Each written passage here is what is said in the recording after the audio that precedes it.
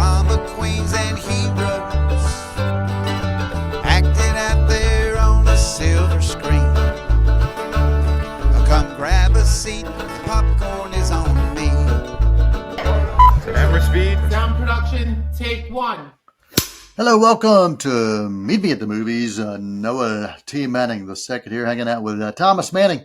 We're talking cinema right here on C19 TV. And if you're listening through WGWG, as well as always, we just say thank you for however you choose to spend time with us. And Thomas, there's a lot of new stuff that you're going to be reviewing today. A lot of stuff to talk about. We've got historical pieces with a director who's in his mid 80s.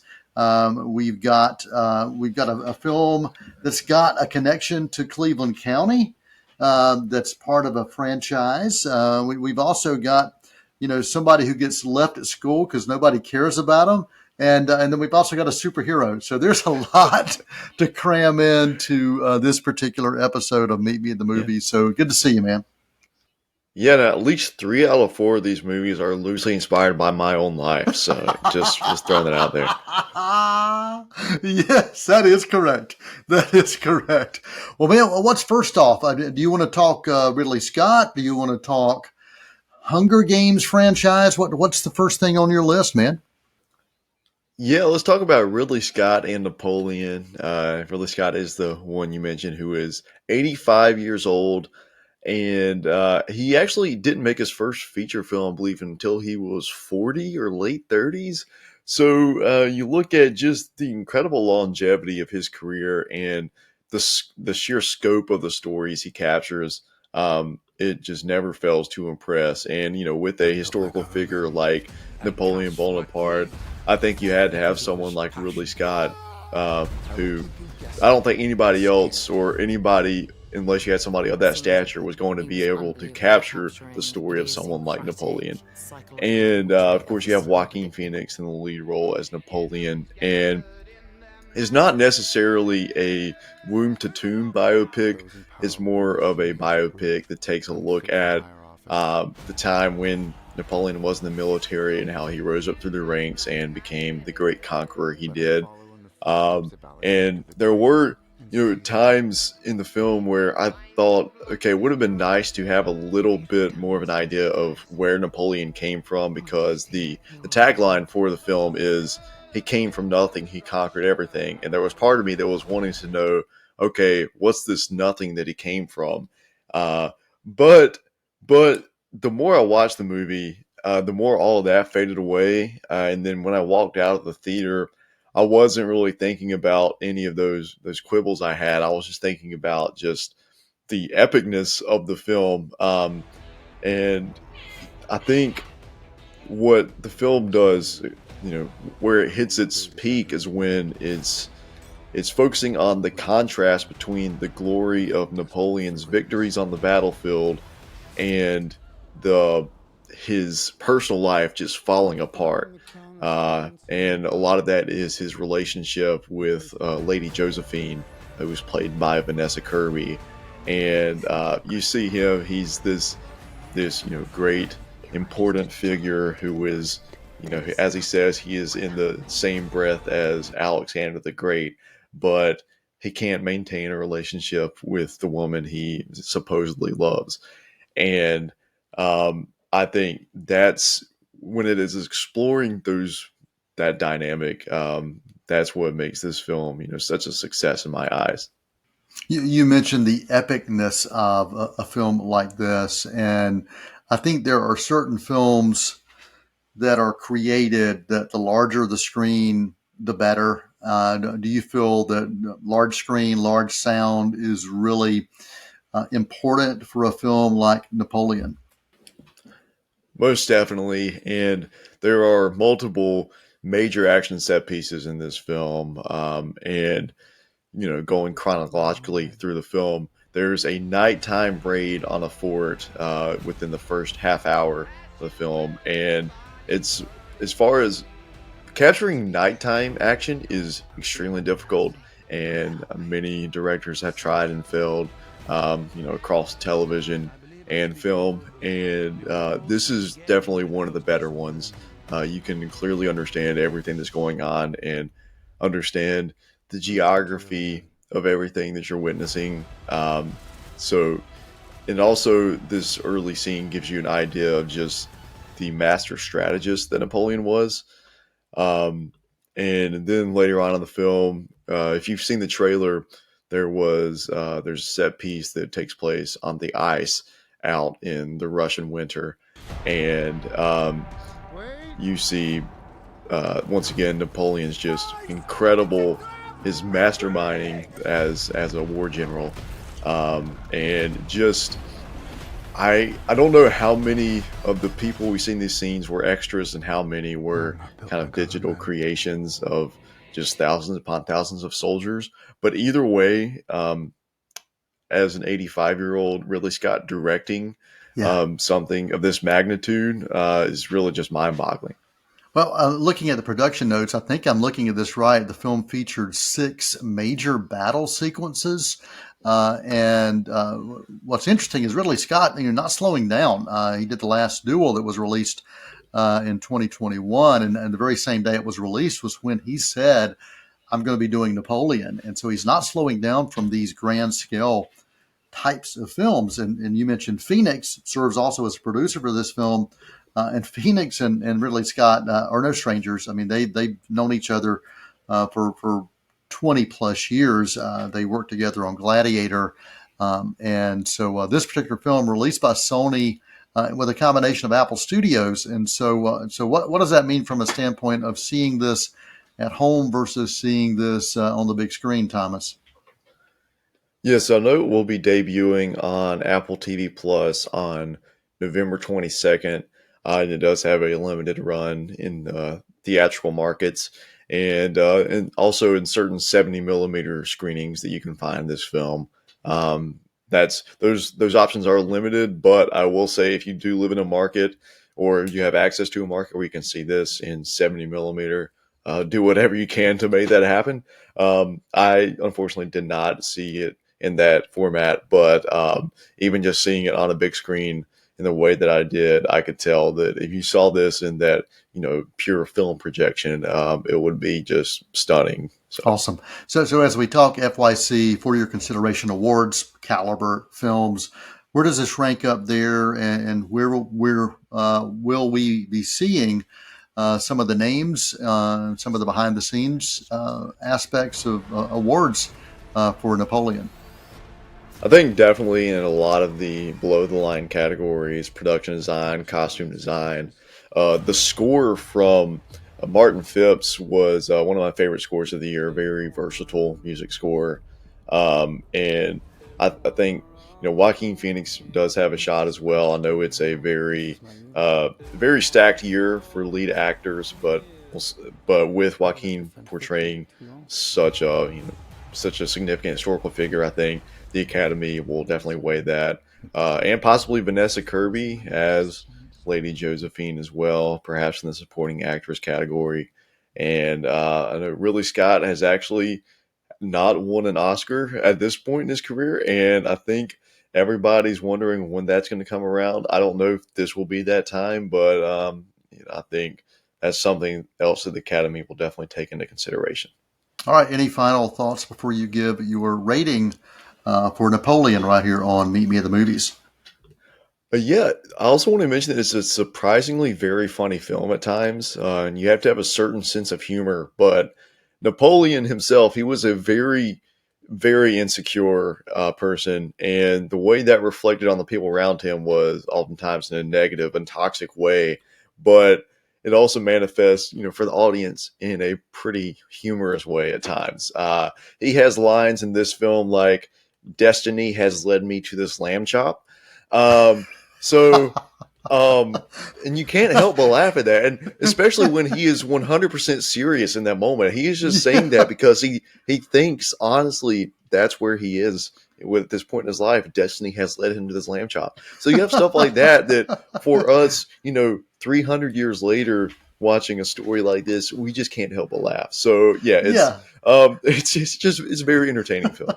And I will say this, that for those that watch that and are wondering if that was based on a Thanksgiving celebration at the Manning household, the answer is yes, Yes. 128%. Yes, destiny has led us to the lamb chop. What's your rating, Thomas, for Napoleon? Honestly, I'm going to give a solid A minus to Napoleon. And also, one more thing, there is going to be a director's cut of this film coming later this year, I believe, by the end of award season. So, with an extra 30 to 45 minutes. So, be on the lookout for that. Awesome. Good deal. Awesome.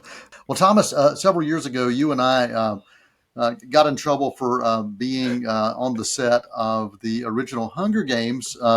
This was when they were shooting the original Hunger Games in Shelby, North Carolina. We were taking pictures, and they weren't real happy with us being there. This was before full-blown production kicked in, but we knew where it was. We took some photos, and we've got some great shots to prove we were there. North Carolina was really the perfect location for that first film. And because of some things that happened within the state from a political landscape, that caused the production for the second and subsequent films to move out of North Carolina. Georgia, of course, became a location for at least that second. I think maybe they finished the rest of them there as well. There's a prequel that's been in the works and been talking about for a long time. Suzanne Collins released the Ballad of Songbirds and Snakes, and almost immediately they said, yeah, we're going to do a prequel film for this that shows kind of the rise of snow. And so let's get your thoughts on the film, the Ballad of Songbirds and Snakes, a Hunger Games film. Yeah, so this book was actually released in 2020 during the height of COVID. So as far as turnaround times go, 3 years later, having a full-blown film adaptation is very impressive. And it's directed by Francis Lawrence, who he directed 3 of the previous Hunger Games films. He did Catching Fire and then Mockingjay Part 1 and 2. And this film I went into it with no background knowledge, particularly of the story of the book. I just knew that it was going to, follow President Snow before he was President Snow and kind of show how he became who he is. But I didn't expect it to be as character driven as it was, which I was very pleasantly surprised by. It's really a character study of Coriolanus Snow, that's his full name, and then Lucy Graybeard. And just let me let you know that was going to be your name. I heard from your dad that he was going to call you Coriolanus Manning, but he couldn't spell it. So Thomas became your name. Sorry to interrupt, but I just had to get that out there for our viewers and our listeners. Well, thanks for letting me know, because I've been wondering all these 24 years if there was ever another name you had in mind for me. So Coriolanus, I'll keep that in mind for my future child. So there you go, man. Just make sure you know how to spell it. That's the thing, man. But you're a spelling bee champ, so I think you'll be okay there. Yeah, I think I'll be able to handle that. So anyway, this is you have Tom Blythe playing President Snow, or just Coriolanus Snow, and his arc is very fascinating because at the beginning of this film, you find it hard to believe that this guy is eventually going to become the brutal dictator that he is, because he's just a teenager. He cares for his family. He comes from a family who doesn't have a ton of resources at their disposal, even though they live in the capital and his father was a great military general.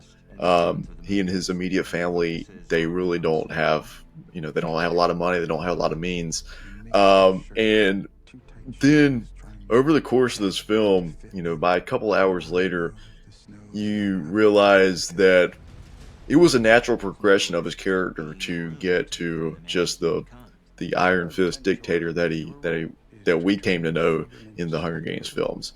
And I just really loved that character arc. And then on the flip side, Rachel Zegler acting in the role of Lucy Graybeard, who is a contestant in these Hunger Games, which are the 10th Hunger Games. Of course, this is like 60 years prior to the Katniss Everdeens of the world. And Lucy Graybeard is from District 12, and what I love about her character. One of the things I really love is that she's a folk musician, and she uses her music and her song as a defense and in a very powerful ways. And that I think that particular part of the film is a beautiful testament to the power of art and the power of music and how you know it can overcome so many things in the face of danger Yeah. and just terrible oppression. So yeah, I really just love those parallel character arcs between Lucy Graybeard and Coriolanus Snow. And a beautiful supporting cast as well. You mentioned a couple of the main cast members, but Viola Davis, Peter Dinklage, also in this. Any of the other supporting cast you want to make sure you mention? Yeah, so Viola Davis, she's the games maker, and she is truly sinister. I love her costume and hair and makeup design, and just what that gives to her character. She also has two different colored eyes, which kind of reminds me of our dog Oscar. Yeah, Oscar exactly. Oscar's a little bit friendlier than Viola Davis's character, but um, also, Jason Schwartzman, he is the host of the Hunger Games, and he brings comic relief, which is just what was needed.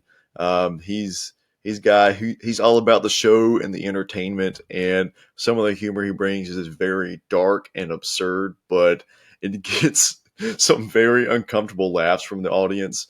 And he's kind of the guy who's looking at just this terrible, these terrible acts of violence unfurl, and he's just looking around like, wow, that was kind of crazy, wasn't it? So just Okay. that tone is really hard to it's really hard to balance, but I think Jason Schwartzman was the perfect pick for that. Okay, and so do you remember watching? Did you watch all of the other films, Thomas, or did you kind of leave it after a couple of them? Now I watched all the other ones Okay, over the course of a few years. I didn't watch them like all in theaters, but yeah, I right. eventually got around to all of them. So So with that in mind, does this one feel like you're watching the same thing all over again, or is it enough freshness and newness because of that character arc that makes you feel like, oh, okay, I'm going back to kind of how some of this maybe began, especially the story of Snow. yeah, it's definitely completely different than the original trilogy, or I guess four Hunger Games films. And I think where that comes in is the narrative structure, because in this film, the actual Hunger Games event only takes up one third of the film. The first act is introduction to these characters, and then by the time you get to about the 45-minute mark is when the Hunger Games are taking place. And so I came into this film knowing that it had a runtime of over 2.5 hours. So I was pretty confused how they were going to stretch out for the next basically 2 hours this Hunger Games event. But then you get to, an hour later and you still have an hour left in the film. And the third act is just pure character drama.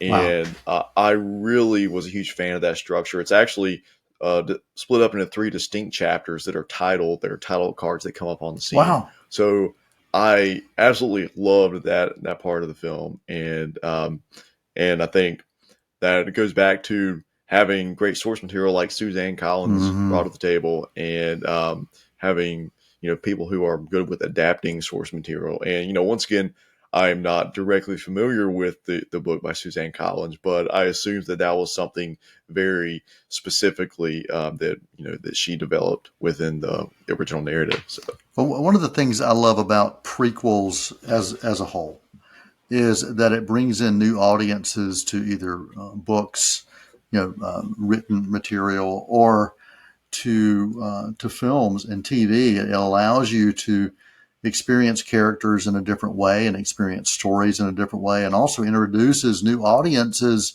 who may not have had access or even cared about that earlier works. And it gives you a chance to just kind of expand the stories and expand the universes. That's one of the things I've liked about so many prequels, and not all prequels are this made the same for sure, but I still love that it gives you a chance to explore those stories and characters that you've grown to know a little bit about over the course of history, whether it's written history or film or TV history for that matter. absolutely. And we see, as you mentioned, kind of the seeds of rebellion that had been slowly, growing over the years that were placed, even, 70 years of the Hunger Games by the time we get to Katniss, and that kind of rebellion had just been there under the surface, and that unrest, and it's not like everybody just fell in line all the time. And we see that growing even as early as, multiple decades prior to Katniss. And then I think that also made for an interesting double feature with Napoleon. I did see both of these films on the same day because Napoleon is a film that features multiple revolutions and Yeah. uprisings and empires and toppling empires. So that was a very thematically interesting double feature to take in. Interesting. Well, I'm getting pinged by Tim reminding us we haven't taken a break yet, so we do need to go to a break. Then we'll come back with about 5 minutes to wrap up a couple of things. But any final thoughts before you give your rating, or you think you've covered the bases here? Yeah, so we did mention that the first Hunger Games was filmed in North Carolina. The other ones were filmed in Georgia. This one was actually filmed primarily in Europe, across Germany and Poland. And as I was watching the landscape, I felt like I was watching something that takes place in the southeastern United States. And I guess there are a lot of topographic similarities between Europe and what we have here in the South. And so I thought that was really interesting that they were able to find something that felt like District 12, felt like, those Appalachia regions that we'd come to associate with the districts. So just gorgeous scenery and gorgeous filming locations. For the Ballad of Songbirds and Snakes, I was very pleased with it, and it did exceed my expectations actually, and I'm going to give it a really strong B+. Awesome. B+ for Hunger Games, A Ballad of Songbirds and Snakes. Thanks for joining us right here on Meet Me at the Movies. We're going to take a quick intermission. We're going to come back and try to wrap up quickly a couple of other films that Thomas is going to share about, The Holdovers and Captain Marvel. So stick around right after this quick intermission. Won't you come and meet me at the movies?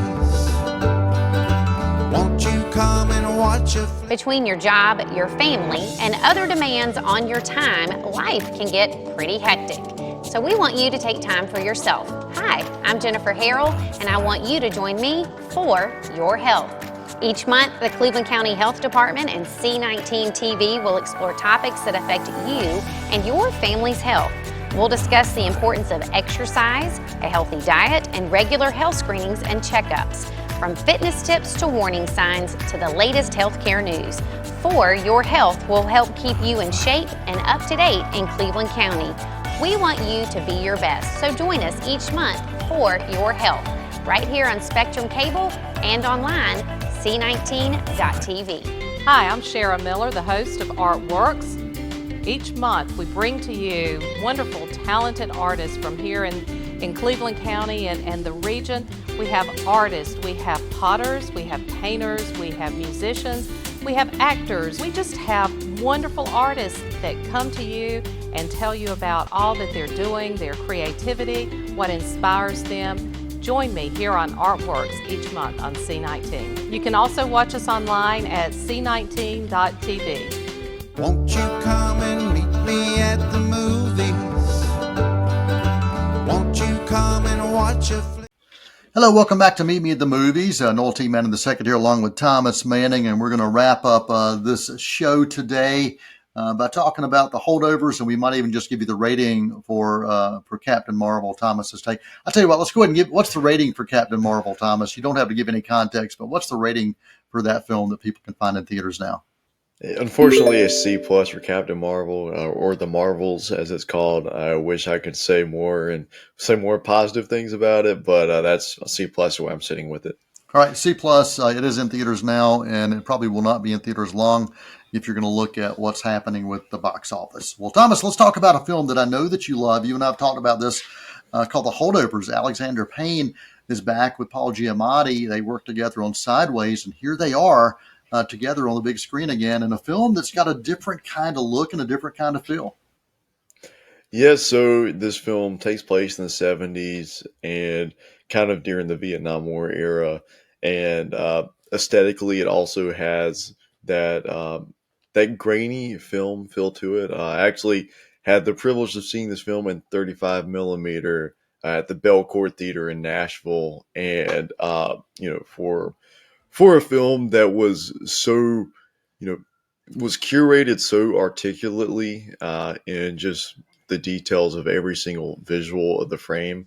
That was the best way to watch this movie.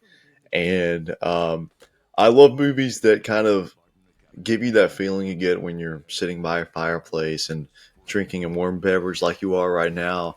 And, that's the kind of movie that you get with the Holdovers. And it's so Paul Giamatti's character, he's this professor who is, the stereotypical curmudgeon.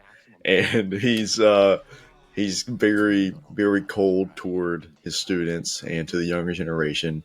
He's just a very callous individual.